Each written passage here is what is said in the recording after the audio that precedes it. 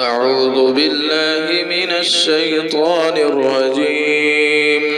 بسم الله الرحمن الرحيم. عما يتساءلون عن النبأ العظيم الذي هم فيه مختلفون كلا سيعلمون ثم كلا سيعلمون ألم نجعل الأرض مهادا والجبال أوتادا وخلقناكم أزواجا وجعلنا نومكم سباتا وجعلنا الليل لباسا وجعلنا النهار معاشا وبنينا فوقكم سبعا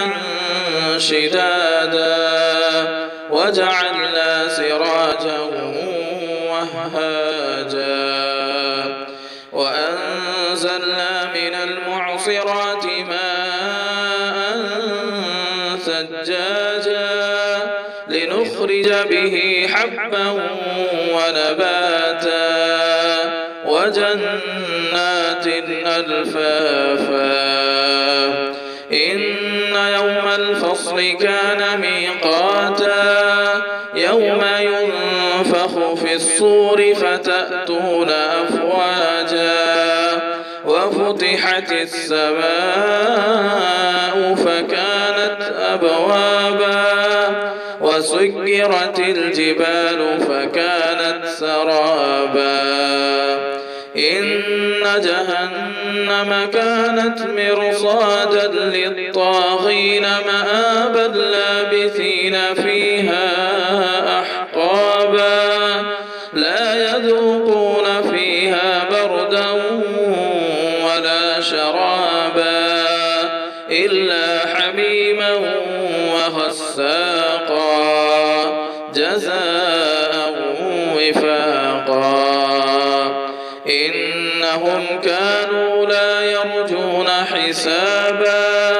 وكذبوا بآياتنا كذابا وكل شيء أحصيناه كتابا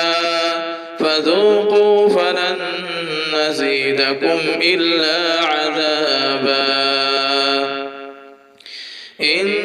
للمتقين مفازا حدائق وأعنابا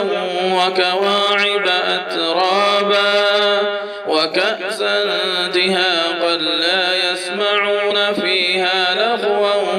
ولا كذابا